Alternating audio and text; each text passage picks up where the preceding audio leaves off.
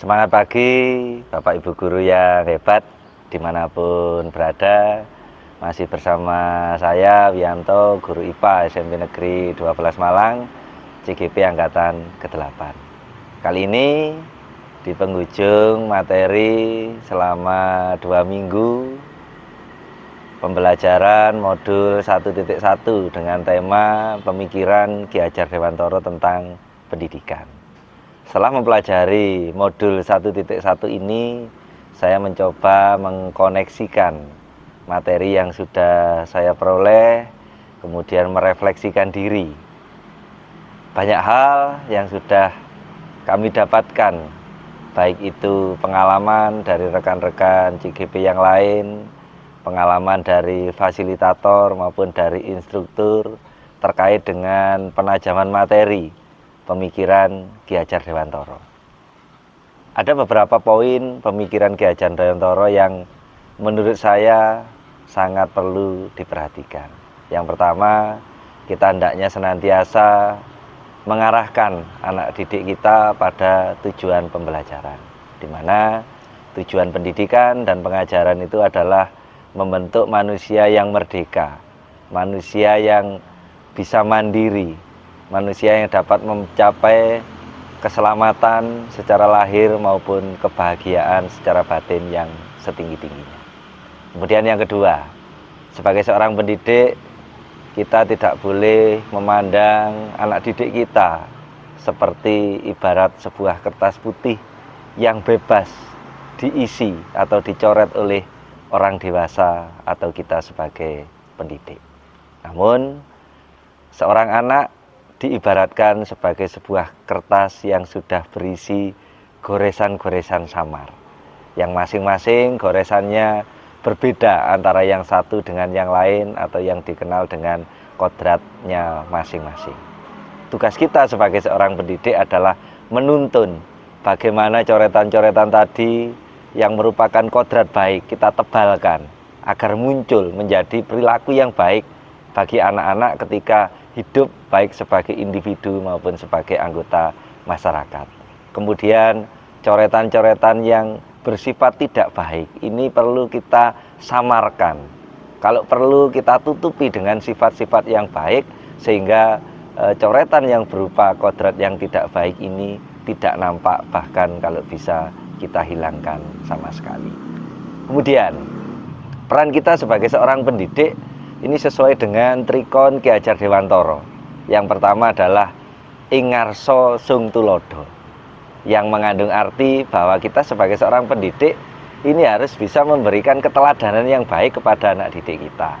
Kemudian yang kedua, Ing Madya Mangun Karso, yang artinya sebagai seorang pendidik kita harus bisa memberikan motivasi kepada anak didik kita untuk berbuat baik, untuk menginspirasi anak didik kita. Dan yang terakhir, Tutwuri Handayani.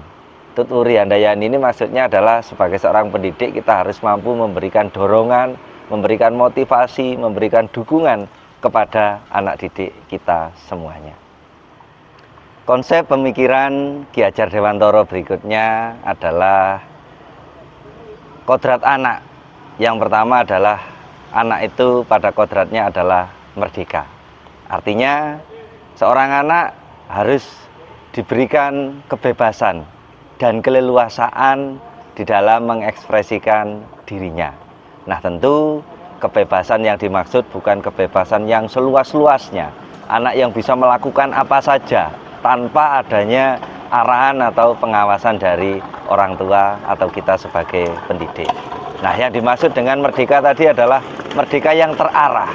Kita memberikan kebebasan, tapi di sisi lain kita mengarahkan anak didik kita untuk mencapai laku yang baik ketika hidup sebagai diri pribadi maupun sebagai anggota masyarakat. Kemudian ada kodrat bermain. Jadi anak itu pada kodratnya adalah bermain. Seperti kita ketahui, sejak kecil seorang bayi dalam kandungan sudah melakukan aktivitas permainan-permainan. Nah, ini menunjukkan bahwa salah satu kodrat manusia adalah bermain. Sehingga kita sebagai pendidik tidak boleh merampas hak kodrat anak untuk bermain. Kita harus memfasilitasi, Kita mengatur, kita menciptakan suasana pembelajaran dengan nuansa yang bermain. Sehingga dengan nuansa bermain ini anak-anak bebas memberikan ekspresi, menikmati proses pembelajaran dengan baik. Nanti akan tumbuh motivasi yang luar biasa ketika anak melakukan proses pembelajaran di kelas. Kemudian, Bapak Ibu guru yang hebat, setelah kita memahami konsep pemikiran Ki Hajar Dewantara tentang pendidikan, beberapa kodrat anak tadi, maka tugas kita sebagai seorang pendidik adalah memberikan tuntunan. Bila diibaratkan, seorang guru peranannya seperti halnya seorang petani padi. Ketika seorang petani padi diberikan benih yang bagus, manakala benih ini tidak dirawat dengan baik, tentu pertumbuhan padi tadi tidak akan bisa optimal. Sudah selayaknya kita sebagai pendidik seperti halnya seorang petani. Tugas kita setelah menyiapkan bibit yang baik, kita siapkan lahannya, kita gemburkan tanahnya, kita pupuk, kita airi, kita rawat, kita jaga agar benih padi tadi terhindar dari segala ancaman, baik itu berupa makhluk hidup predator yang lain ataupun berupa serangga-serangga yang mengganggu laju tumbuhnya bibit padi tadi secara optimal. Begitu juga selayaknya kita sebagai seorang pendidik, maka tugas kita adalah menuntun anak didik kita supaya tumbuh dan berkembang secara optimal sesuai dengan kodratnya masing-masing. Seorang petani tidak akan mampu mengubah kodratnya padi menjadi jagung, tetapi ia hanya mampu menuntun tumbuhnya padi secara optimal. Begitu juga dengan peran kita sebagai seorang pendidik. Kita tahu bahwa anak didik kita memiliki kodratnya masing-masing karena mereka dibesarkan dari lingkungan keluarga, dari lingkungan sosial, lingkungan budaya yang berbeda-beda. Tentu ini harus kita terima dengan baik, harus kita layani dengan baik sesuai dengan latar belakang kodrat sosial budayanya masing-masing. Tugas kita sebagai seorang pendidik menyiapkan pendidikan, sarana prasarana yang mendukung masing-masing kodrat anak didik kita tersebut. Bapak Ibu guru yang hebat dimanapun berada, setelah kita memahami kemudian merefleksi diri terkait dengan pemahaman kita tentang pemikiran Ki Hajar Dewantara, maka saya sebagai guru merasa bahwa selama ini pemahaman saya tentang siswa kita, tentang siswa saya di sekolah yang selama ini saya anggap memiliki kemampuan yang sama, tentu ini perlu menjadi catatan bagi saya bahwa saya harus berubah. Saya harus memandang anak didik kita, anak didik saya utamanya memiliki kodratnya masing-masing, sehingga saya harus memberikan layanan yang terbaik. Nah, dalam kaitannya dengan pemikiran Ki Hajar Dewantara, Ki Hajar Dewantara berpendapat atau menyampaikan bahwa sebagai seorang pendidik kita harus menghamba kepada anak. Menghamba kepada anak yang dimaksud bukan berarti kita pendidik terus menuruti segala kemauan, segala kehendak anak-anak. Tetapi tugas kita sebagai pendidik adalah menghormati anak didik kita. Anak didik diperlakukan selayaknya sebagai manusia yang terhormat. Kita tidak boleh semena-mena terhadap anak didik kita. Nah, dalam kaitan itu saya mencoba menerapkan pembelajaran di sekolah. Saya buat pembelajaran dengan sangat menyenangkan. Ketika pembelajaran materi tata surya yang biasanya anak-anak bersifat menghafal, saya coba ubah. Saya jadikan anak-anak berkelompok. Kelompok yang biasanya saya tunjuk, anak-anak saya berikan kebebasan. Silahkan memilih anggota kelompok sesuai dengan keinginan kalian masing-masing. Yang penting saya batasi jumlah kelompoknya tidak lebih dari 4 orang.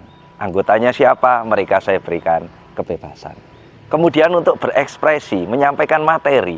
Nah, saya bagi materi ini sesuai dengan topik masing-masing. Contoh, saya bagi topik tata surya yang pertama adalah anggota tata surya. Kemudian topik yang kedua adalah rotasi bumi. Yang ketiga, revolusi bumi. Yang keempat, gerhana matahari. Dan yang terakhir adalah gerhana bulan. Topik materi ini saya undi. Saya bagikan kepada masing-masing kelompok. Tugas mereka, saya ajak bermain. anak-anak saya ajak untuk membuat karya yang menggambarkan, menjelaskan tentang konsep sesuai dengan sub pokok materi yang sudah kita bagi tadi. Anak-anak boleh membuat dalam bentuk gambar, kemudian boleh membuat dalam bentuk model 3 dimensi, boleh menggunakan plastisin, boleh menggunakan media-media yang lain. Saya berikan kebebasan kepada mereka supaya berekspresi. Nah, setelah itu, setelah mereka membuat model sesuai dengan keinginan mereka, saya minta mereka untuk membuat video. Mereka berani tampil, berani berlatih, supaya mandiri, berani menyampaikan hasil apa yang mereka kerjakan secara berkelompok. Videonya saya minta untuk diupload ke medsos, kemudian linknya dikirim ke saya. Ini sebagai bentuk tanggung jawab. Saya tidak menekankan harus selesai hari ini, tetapi saya beri batas waktu yang cukup longgar, yaitu saya berikan waktu selama 1 minggu. Harapan saya dengan waktu yang longgar ini anak-anak bisa berekspresi di rumahnya masing-masing. Kemudian setelah deadline waktu yang sudah ditentukan, anak-anak mengumpulkan. Ini sebagai bentuk tanggung jawab mereka. Kita didik anak-anak untuk bertanggung jawab terhadap dirinya sendiri. Bapak Ibu, dengan pembelajaran yang seperti ini, kita mencoba menciptakan situasi belajar sambil bermain. Enak, tidak ada sekat antara guru dan siswa. Harapan saya anak-anak enjoy sebagai manusia yang merdeka. Ketika belajar dengan penuh rasa tanggung jawab, mereka menjadi pribadi yang merdeka, yang semerdeka-merdekanya. Terima kasih, salam hormat dari saya, Wianto, Guru IPA SMP Negeri 12 Malang, CGP Angkatan ke-8. Sampai jumpa kembali. Terima kasih.